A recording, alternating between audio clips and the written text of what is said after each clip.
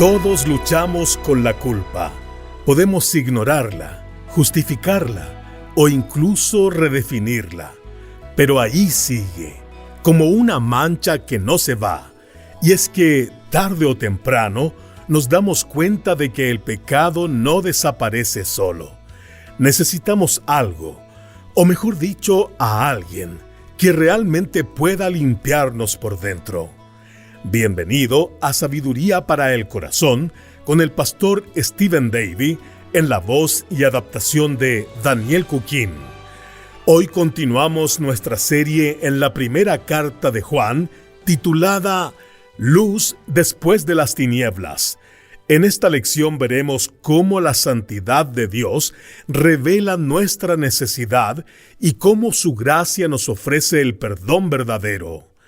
Acompáñenos en este mensaje titulado La única solución para tu pecado.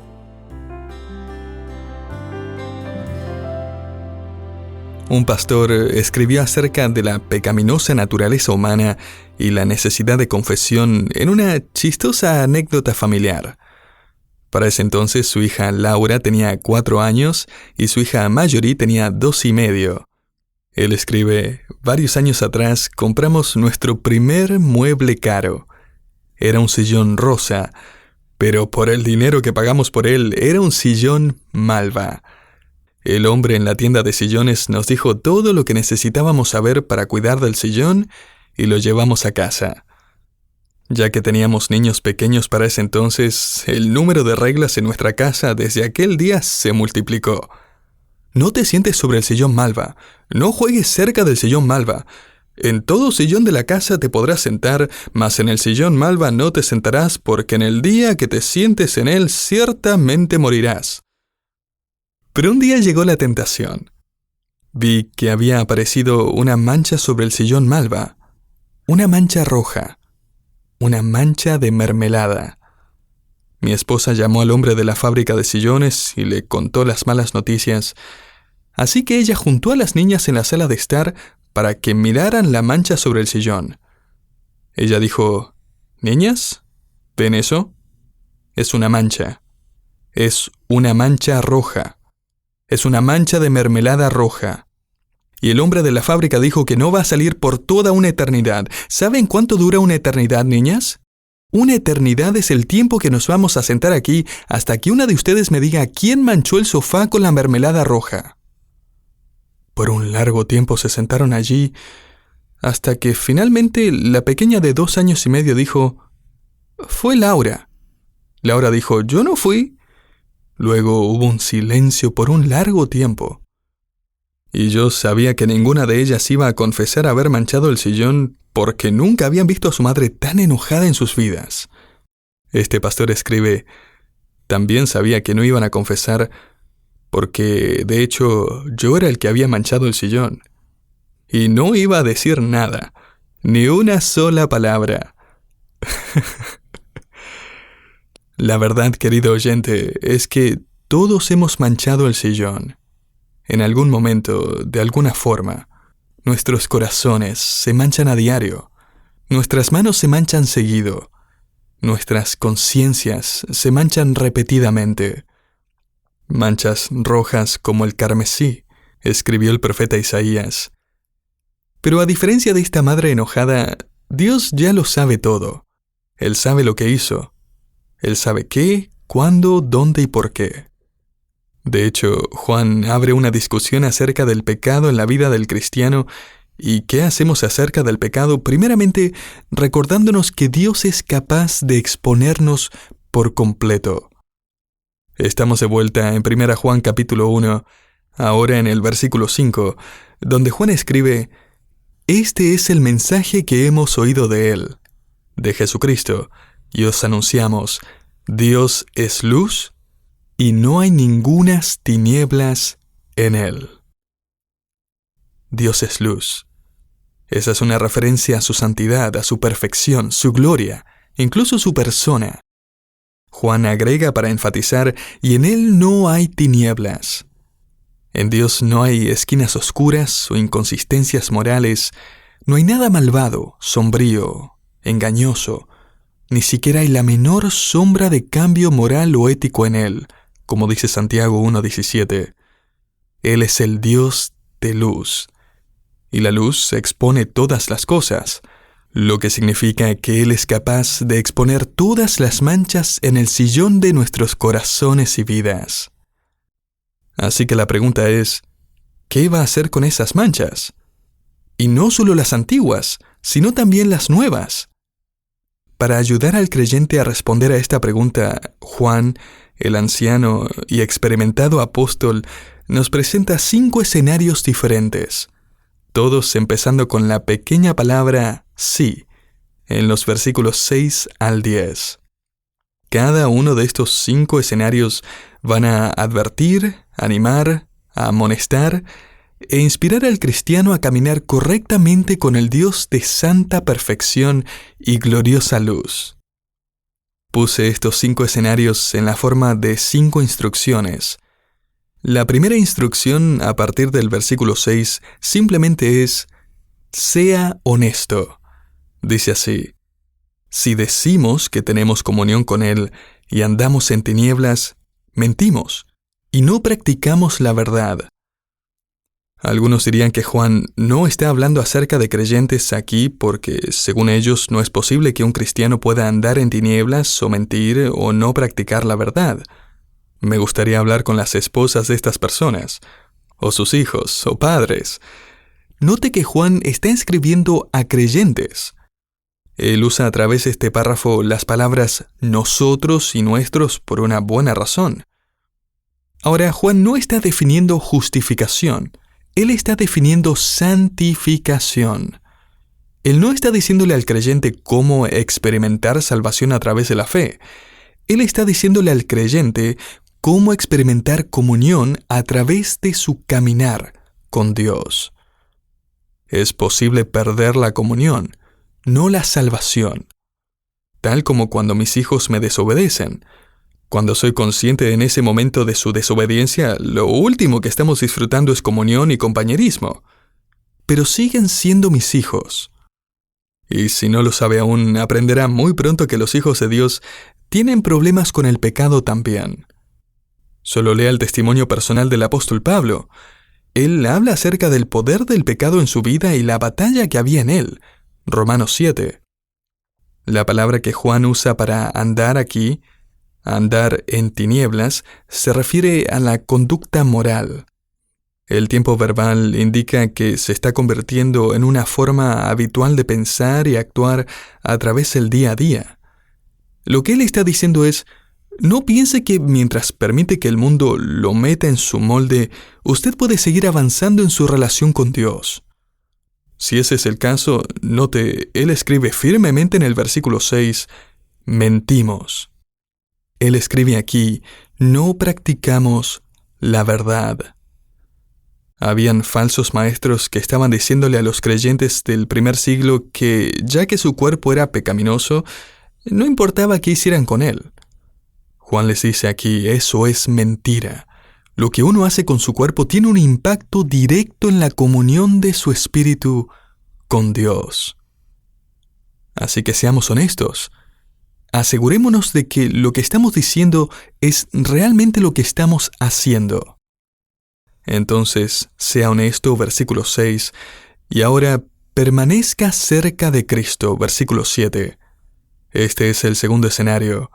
Note, pero si andamos en luz, como Él está en luz, tenemos comunión unos con otros, y la sangre de Jesucristo su Hijo nos limpia de todo pecado.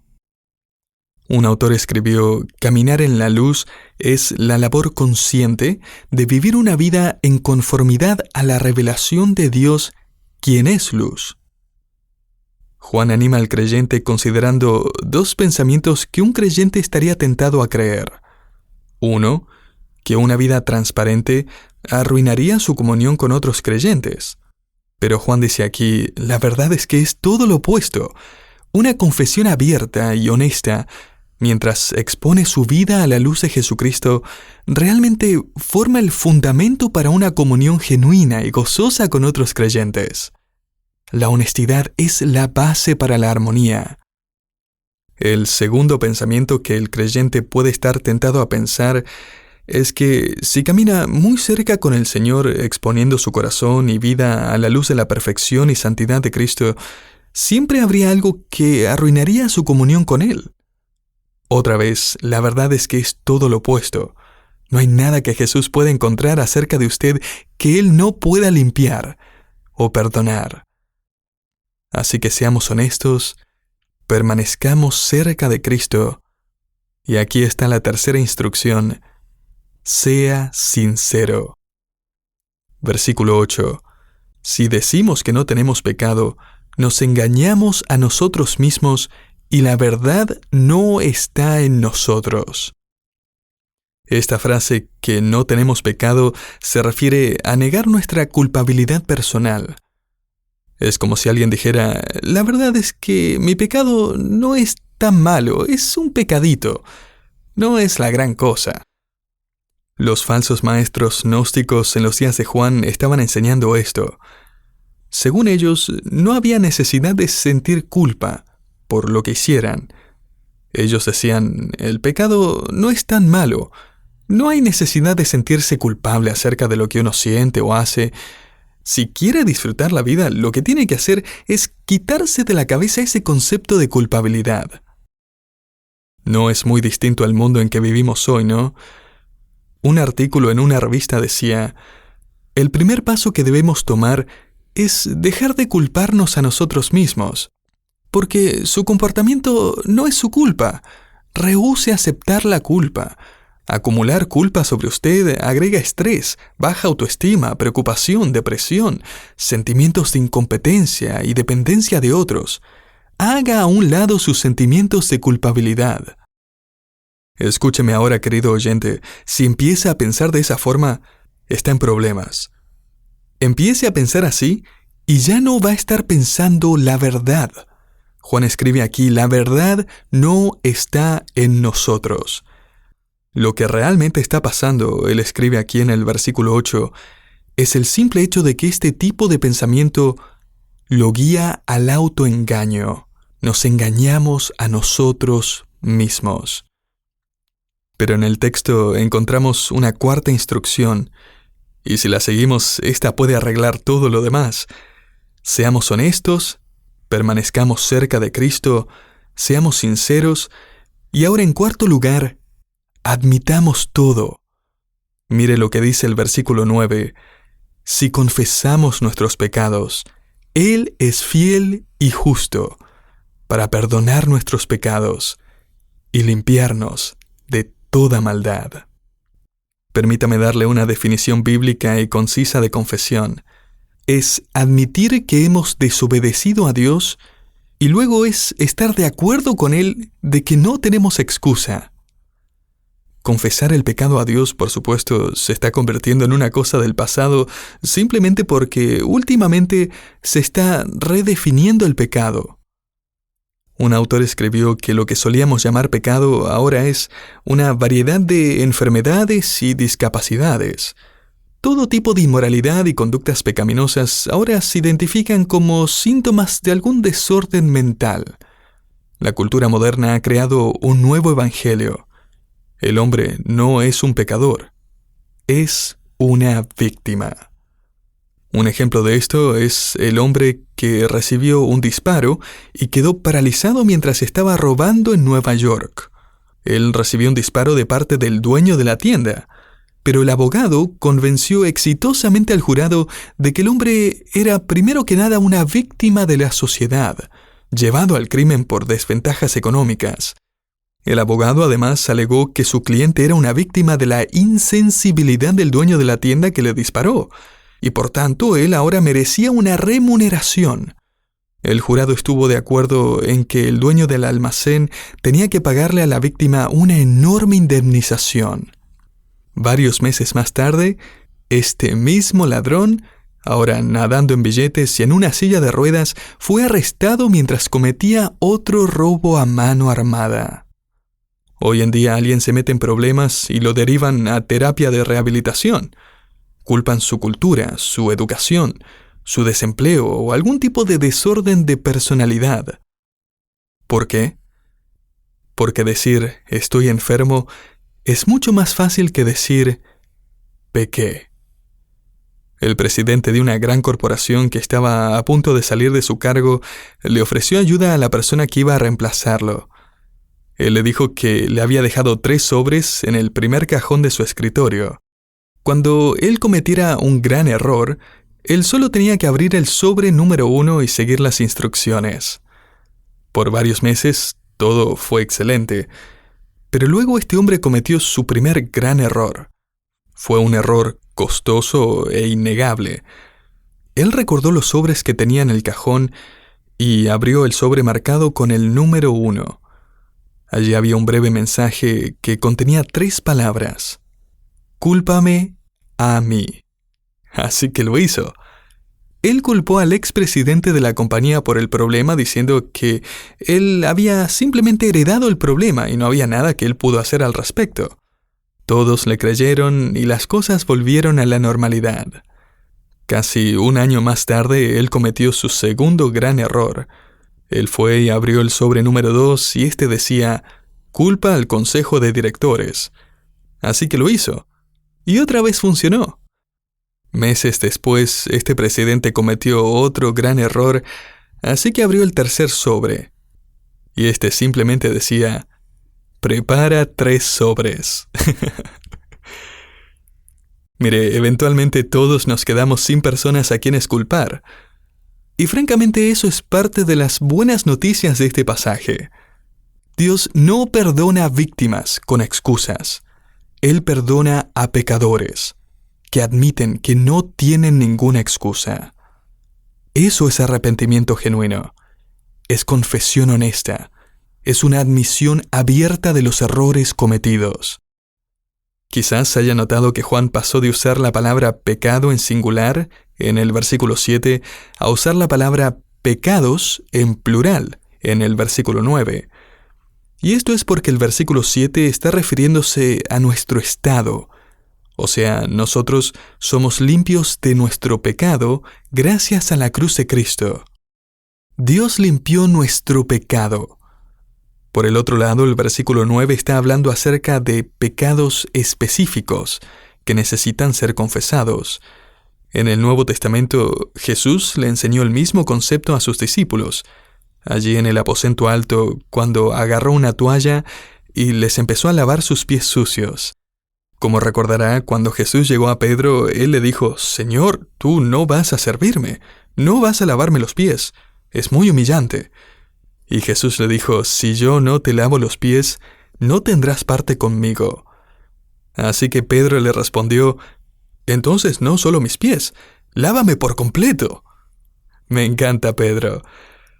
Y el Señor le dijo, «El que está lavado no necesita sino lavarse los pies, pues está todo limpio». Juan 13. En otras palabras, Jesús estaba diciéndoles que ya habían recibido el baño completo. Ya habían sido limpiados de todo pecado por su fe en Él. El lavar los pies fue una metáfora usada para representar la limpieza diaria en la vida de los creyentes porque aún pecamos. De hecho, entre más uno crece en su relación con Dios, más consciente es uno de sus pensamientos y acciones pecaminosas. Pero uno no necesita ser justificado otra vez por su pecado. No necesita ser salvo otra vez. Solo necesita lavar sus pies. Es este tipo específico de limpieza al que Juan se refiere aquí en 1 Juan 1:9. Juan aquí alude a la obra de Cristo en la cruz. Note esta promesa. Si confesamos nuestros pecados, Él es fiel y justo. Que Dios sea fiel, aquí se refiere a que Él va a guardar su promesa, Él no va a retractarse. Él va a perdonarnos como prometió. Y que Dios sea justo, aquí se refiere a que Él nunca va a demandar un segundo pago por nuestros pecados. Porque Jesús realmente pagó por todo. ¿Y quién es el que encuentra perdón y limpieza diaria? Aquel que admite todo y acepta la culpa y llama al pecado por su nombre. Permítame mostrarle un escenario más. La instrucción es simplemente póngase a cuentas. Note el versículo 10. Si decimos que no hemos pecado, le hacemos a Él mentiroso, y su palabra no está en nosotros. Las predicaciones más populares en toda generación son las predicaciones y las enseñanzas que minimizan la pecaminosidad del hombre y exageran la tolerancia de Dios. Esto lo representó muy bien un autor que escribió una oración de forma irónica, que dice: Padre benevolente, ocasionalmente hemos tenido un par de pequeñas equivocaciones. Hemos tomado algunas decisiones desafortunadas debido a las circunstancias que estaban fuera de nuestro control. Hemos a veces fallado en actuar según nuestros buenos intereses y ser fieles a nosotros mismos, pero considerando las circunstancias, hemos hecho lo mejor que podíamos. Estamos felices de contarte que hemos estado haciendo las cosas bastante bien, quizás un poco mejor de lo regular. Sigue siendo dulce, comprensivo y bueno con nosotros, que admitimos que no somos perfectos. Te pedimos todas estas cosas según la tolerancia infinita que tenemos el derecho de esperar de tu parte. Amén. Mire, hay varias personas que se dirigen a Dios de esta manera, aún cristianos. Y al orar de esa manera, está mostrando que ya está redefiniendo su pecado. Ya está minimizando su depravación. Un autor analizó esta peligrosa progresión que puede tomar lugar en nuestras vidas y lo resumió en estos términos. Todo esto comienza con negación de la culpa personal. O sea, no soy yo, son mis presiones, mis circunstancias. Luego avanza una minimización del pecado. O sea, esto realmente no me afecta, no es tan malo. Luego pasa una normalización. Bueno, es que todos lo hacen, debe ser normal. Luego viene la racionalización. O sea, la verdad es que tiene sentido. ¿Por qué no hacerlo? Luego sigue la justificación del pecado. Creo que es lo correcto. Es bueno, es lo mejor para mí en este momento. Y finalmente viene la celebración. ¡Hey, esto sí que es vida! ¡Me encanta! En esta situación, este anciano apóstol de 80 años nos agarraría y nos diría: ponte a cuentas con Dios. ¿A quién crees que estás engañando? Dios sabe de dónde vino esa mancha. El autor Richard Hoffler escribió acerca de Jimmy, un niño que junto con su hermana mayor fueron a pasar un par de días con sus abuelos. Mientras estaban allí, los abuelos le regalaron a Jimmy su primera Honda.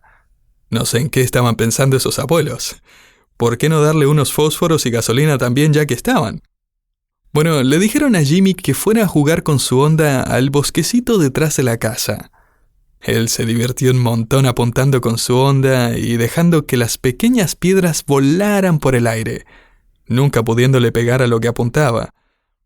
Mientras volvía para la cena, Jimmy pasó por el patio y vio el pato que su abuela tenía de mascota. Él apuntó con su Honda y la piedra voló por los aires y, para su sorpresa, la piedra le pegó al pato en la cabeza y lo mató instantáneamente. El niño entró en pánico, por supuesto. En desesperación agarró al pato muerto y lo escondió detrás de una pila de troncos. Mientras que se daba la vuelta y corría a la casa, vio a su hermana Ashley, parada allí en la esquina del garaje. Ella lo había visto todo. Entraron juntos a la casa, pero ella nunca dijo una sola palabra. Después de la cena, la abuela caminó a la cocina y dijo: «Ok, Ashley, vamos a ordenar y limpiar los platos». Ashley gritó desde el comedor: «Abuela, Jimmy dijo que quería ayudarte en la cocina hoy. ¿Cierto, Jimmy?». Y le susurró al oído: «Recuerda al pato». Así que Jimmy lavó los platos. Más tarde, el abuelo llamó a los chicos para que lo acompañaran a pescar. La abuela dijo: «Ashley no puede ir, necesito que me ayude con la cena». Ashley sonrió y dijo: «La verdad es que Jimmy me dijo que quería ayudar con la cena esta tarde, ¿cierto, Jimmy?». Y le susurró: «Recuerda al pato». Esto siguió de la misma manera por varios días. Jimmy terminó haciendo las tareas de ambos, las suyas y las de su hermana. Finalmente, no pudo soportar más la culpa y el chantaje de su hermana, así que fue a hablar con su abuela y le confesó todo. Para su enorme sorpresa, su abuela lo tomó en brazos y le dijo: «Ya lo sé. Estaba mirando a través de la ventana de la cocina y lo vi todo. Y porque te amo, estaba lista para perdonarte varios días atrás. Y nunca más habría mencionado algo acerca del pato». Querido creyente, el ladrón de nuestro gozo y el enemigo de nuestra alma y conciencia persiste en susurrar: «Nunca olvides ese momento cuando pecaste. Recuerda el pato». Y sin embargo, Jesús dice: «Caminen conmigo en la luz. Sean honestos acerca de sus pecados, permanezcan cerca mío, sean sinceros acerca de su comunión conmigo, admitan todo cuando pecan. Pónganse a cuentas conmigo para que no desperdicien su vida jugando con el pecado». Y lo más maravilloso de todo es que cuando ya está limpio, pero sus pies se han ensuciado, Dios está listo para lavar sus pies en santificación y limpiar su conciencia y enderezar sus pasos en su camino. Y si no ha tomado aún su baño de salvación, Dios también está listo. Él está esperando que usted admita todo y que ponga su fe en Cristo. Él tiene una forma de lavar esas manchas. Nadie más puede hacerlo. Pero Él puede lavarlas y limpiarlas para siempre.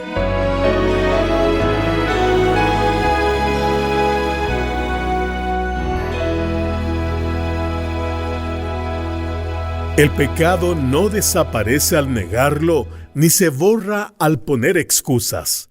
Dios, en su fidelidad, ha provisto una solución perfecta: el perdón que limpia completamente a quien confiesa sus pecados con sinceridad. Gracias por acompañarnos en Sabiduría para el Corazón, una producción del Ministerio Sabiduría Internacional. Hoy estudiamos el mensaje titulado «La única solución para tu pecado». Si hoy usted ha sido animado por esta verdad o ha dado un paso para ponerse a cuentas con Dios, nos encantaría saberlo. Escríbanos a través de nuestra página web sabiduriainternacional.org/contacto. Será un gozo saber de usted y orar por su vida. Soy Hugo Zúñiga y nos encontramos en el próximo programa.